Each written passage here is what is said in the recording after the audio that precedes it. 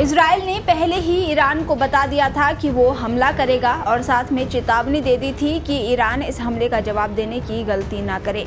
इसके बाद अमेरिका ने भी ईरान को चेतावनी दी कि वो हमले का जवाब नहीं दे, वरना अमेरिका इजराइल के बचाव में सामने आएगा।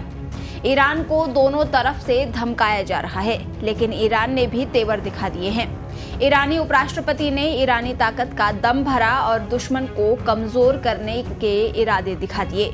ईरान को इस बार सऊदी अरब का साथ भी मिला है, जिसने ईरान पर हमले को कानून का उल्लंघन करार दिया है। दरअसल इजराइल ने 25 अक्टूबर की रात को ईरान पर हवाई हमला बोल दिया। इजराइल के 100 लड़ाकू विमान ईरान के आसमान में घुसे और फिर ताबड़तोड़ बमबारी की। इस हमले में कई लोगों की मौत हो गई, जबकि कई घायल हो गए। अब सवाल यह है कि ईरान को इजराइल और अमेरिका दोनों ने एक साथ धमकी क्यों दी? क्यों दोनों को ईरान की तरफ से हमले की आशंका है? कुछ घंटों के भीतर ये आशंका सही भी साबित हो गई। ईरान ने जवाब देने का इरादा जता दिया। ईरानी सांसद और राष्ट्रीय सुरक्षा आयोग के सदस्य अहमद अज्जाम ने इजरायली हमलों पर टिप्पणी करते हुए कहा, हमें अपना बचाव करने का अधिकार है और हम सही समय पर जवाब देंगे। हालांकि हम एक प्रमुख सिद्धांत का पालन करेंगे, हम झिझक या जल्दबाजी में काम नहीं करेंगे। इजराइल ने किसी को नहीं बख्शा, ईरान की ताकत पर जमकर प्रहार किया। इजराइल के मुताबिक उसने ईरान के मिलिट्री ठिकानों पर हमले किए, पावर प्लांट को निशाना बनाया। कुल मिलाकर इजराइल ने कोई रियायत नहीं बरती ईरान को कमजोर बनाने में और दावा किया कि सारे हमलों को अंजाम देने के बाद उसके सारे विमान सुरक्षित लौट आए। लेकिन अब शायद बारी ईरान की है। ईरान के सुप्रीम लीडर खामेनेई बौखला गए हैं। पहले ही खामेनेई ने चेता दिया था कि इजराइल मिसाइल हमलों का जवाब देने की गलती ना करे, लेकिन इजराइल ने हमला किया और अब ईरान पलटवार कर सकता है, इसकी पूरी आशंका है। ईरान ने इसका संकेत भी दे दिया है।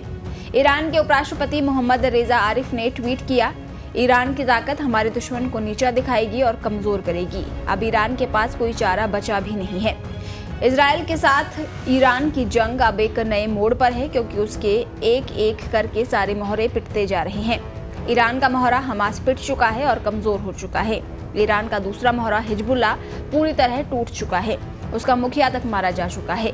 सीरिया से ईरान को खास मदद मिलती नहीं दिखती। ऐसे में ईरान के पास अब सीधे तौर पर जंग में उतरने के सिवाय कोई चारा नहीं रह गया है। 2 अक्टूबर का अटैक भी ईरान के लिए आखिरी रास्ते के तौर पर था, क्योंकि उसे सीधे इजराइल से लोहा लेना था। ये भी तय है कि ये लड़ाई अब और भड़केगी, क्योंकि अमेरिका ने ईरान को चेता दिया है कि वो जवाबी वार करने की गलती ना करे, क्योंकि ऐसे हालत में अमेरिका इजराइल के साथ खड़ा होगा। वहीं इजराइल की एक मीडिया रिपोर्ट ने दावा किया है कि ईरान ने विदेशी मध्यस्थ के जरिए संदेश भेजा है कि वो हमला नहीं करेगा। ईरान का कहना है कि वो गाजा, लेबनान और ईरानी अधिकारियों पर इजरायली हमलों के खिलाफ बचाव करना जारी रखेगा।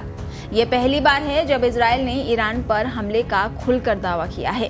एक रिपोर्ट के मुताबिक विश्लेषकों का कहना है कि शनिवार के हमले के बाद ईरान अब जवाबी कार्रवाई कर सकता है। सैन्य और राजनीतिक विश्लेषक का कहना है कि इजरायली हमलों में ईरानी अधिकारियों की हत्या ईरान को जवाबी कार्रवाई करने के लिए मजबूर करेगी। ईरान के विदेश मंत्रालय ने कहा कि वो इन हमलों को अंतर्राष्ट्रीय कानून और संयुक्त राष्ट्र चार्टर का एक स्पष्ट उल्लंघन मानता है। ईरान बाहरी आक्रामक कृत्यों के खिलाफ खुद का बचाव करने का हकदार और बाध्य है। ईरान अपनी सुरक्षा और महत्वपूर्ण हितों की रक्षा के लिए ईरानी लोगों की सभी क्षमताओं के उपयोग पर जोर देता है। इसके अलावा ये क्षेत्रीय शांति और सुरक्षा के प्रति अपनी जिम्मेदारियों की पुष्टि करता है, जबकि क्षेत्र के सभी देशों को क्षेत्रीय शांति और स्थिरता की रक्षा के लिए उनके व्यक्तिगत और सामूहिक कर्तव्यों की याद दिलाता है।